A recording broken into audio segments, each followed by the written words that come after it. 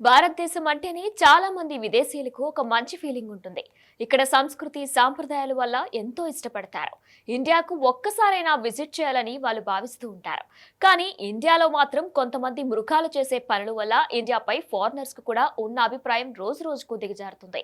ఇండియాలో ఎంతో మంది విదేశీ టూరిస్టులను రేప్ చేసి అతి దారుణంగా హింసించిన ఘటనలు మనం ఇంతవరకు ఎన్నో చూసాం. సేమ్ ఇప్పుడు కూడా అలాంటిదే ఇండియా చూడాలని వచ్చిన ఓ ఇజ్రాయెల్ టూరిస్ట్ పై ఉమెన్స్ డే రోజున దారుణం చోటు చేసుకుంది. అంతర్జాతీయ మహిళా దినోత్సవం రోజున కర్ణాటకలో ఓ దారుణం జరిగింది. ఇజ్రాయెల్ మహిళా పర్యాటకురాలు హోమ్ స్టే యజమానిపై ఓ గ్యాంగ్ సామూహిక అత్యాచారానికి పాల్పడ్డారు.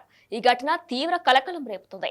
టెక్ హబ్ బెంగళూరు నుంచి 350 కిలోమీటర్ల దూరంలో ఉన్న కొప్పల్ అనే ప్రాంతంలో తుంగభద్ర ఎడమ ఒడ్డున నక్షత్రాలను చూడడానికి 5 వ్యక్తులు వెళ్లారు. 3 మహిళలు 2 పురుషులు ఉన్నారు. ఇందులో 2 విదేశీయులు ఉన్నారు.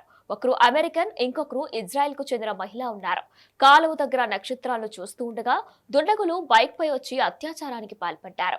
అమెరికాకు చెందిన డేనియల్, మహారాష్ట్రకు చెందిన పంకజ్ అనే అతిథులు బయటకు రాగలిగారని, ఒడిశాకు చెందిన బీబర్స్ జాడ మాత్రం కనిపించలేదని బాధితులు చెప్పుకొచ్చారు. ఇక ఈ నేపథ్యంలోనే నిందితులు మహిళలను లక్ష్యంగా చేసుకున్నారని కొప్పల్ పోలీస్ సూపరింటెండెంట్ అర్సిద్ధి తెలిపారు. 2 మహిళలపై దాడి చేయడమే కాకుండా లైంగిక వేధింపులకు పాల్పడ్డారని ఫిర్యాదులో మహిళ తెలిపారు. ప్రస్తుతం మహిళలు హాస్పిటల్లో కోలుకుంటున్నారని, వారు కోరుకుంటే ప్రైవేట్ ఆసుపత్రికి తరలిస్తామని చెప్పారు. నిందితులపై అత్యాచారం, సామూహిక అత్యాచారం, దోపిడీ కింద కేసులు నమోదు చేసినట్లు తెలిపారు. ఫిర్యాదు అందగానే వెంటనే చర్యలు తీసుకున్నట్లు చెప్పారు.